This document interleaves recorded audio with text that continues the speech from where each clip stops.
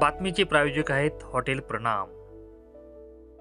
विठ्ठल नामाचा जप करीत आज वारकरी संप्रदाय आणि पोलिसांच्या वतीने रामनगर येथे दिंडीचे आयोजन करून वाहतूक नियमाविषयी जनजागृती करण्यात आली।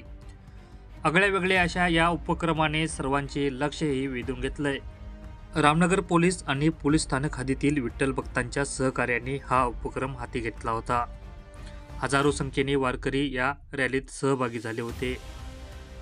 परिधान केलेला पांढरा पोशाख, हातात टाळ आणि मृदंग वाजवत महिलांच्या हाती वाहतूक नियम असलेले फलक देऊन विठ्ठल विठ्ठल जय हरी विठ्ठल असा नामजप करीत ही रॅली काढण्यात आली।